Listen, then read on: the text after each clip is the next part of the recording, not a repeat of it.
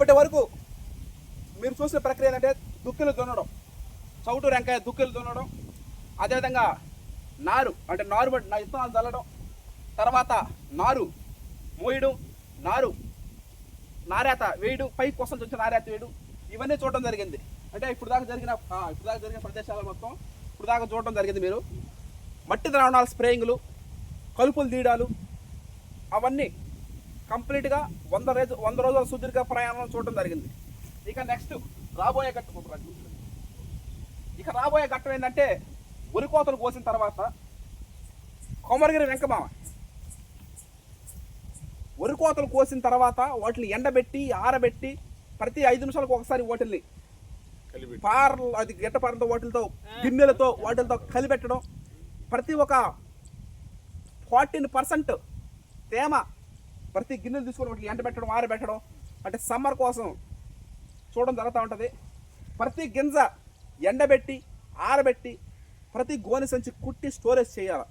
Storage చేయాలంటే ఆ ప్రాసెస్కి main వెంకమామేను మీరు ఆల్రెడీ చూసుంటారు. ప్రతి సంవత్సరం నేను 2021లో ప్రారంభించినప్పుడు అంచి ప్రతి సంవత్సరం కూడా వరి కోతలు అయిపోయిన తర్వాత పట్ల బరిపించేసేయడం, తెప్పించి వాటిని అంటే 3 రోజులు కానీ 4 రోజులు కానీ బాగా ఎండబెట్టి 14% తేమ తీసుకొచ్చే విధంగా చేయడం, ఆ తర్వాత వాటిని స్టోరేజ్ చేయడం, ప్రతి ఒక్క ప్రాసెస్ వెంకమామ సన్నిధిలోనే అది జరుగుతూ ఉంటుంది. ఇది ఒక సంతోషకరమైన విషయం.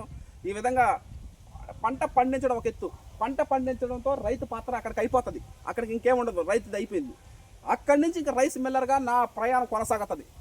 365 రోజులు 24/7 ప్రతిరోజు రైస్ ఆడిస్తూ ఉంటాం. మనం రైస్ ఆడించాలంటే ముందు ధాన్యం అనేది మన దగ్గర ఉండాలి, స్టోరేజ్ చేసుకొని పెట్టుకో ఉండాలి. అంటే 4 నెలల దాకా మనం బయటకు తీయం.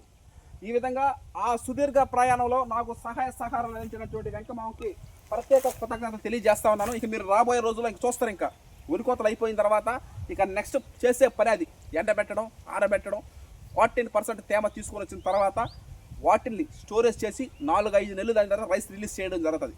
జొన్నవాడ కామాక్షమ్మ తల్లికి ఒక రైస్ బ్యాగ్ సమర్పించి ఆ తర్వాత మనందరం రైస్ తినే విధంగా చేయడం జరుగుతూ ఉంటుంది. ఈ విధంగా వెంకమామకి, అదేవిధంగా చిన్నతాత వేటగిరి వెంకటేశ్వర లాత చిన్నతాత 75 సంవత్సరాల్లో కూడా కష్టపడి పనిచేసే తత్వం ఆ విధంగా ఉండడం జరుగుతుంది. అదేవిధంగా చౌటు వెంకయ్య ప్రాణ స్నేహితుడు, వీళ్ళందరూ అంటే టీం మెంబర్స్ యొక్క ఈ అవార్డులు, ఈ రివార్డులన్నీ వీళ్ళకే అంకితం.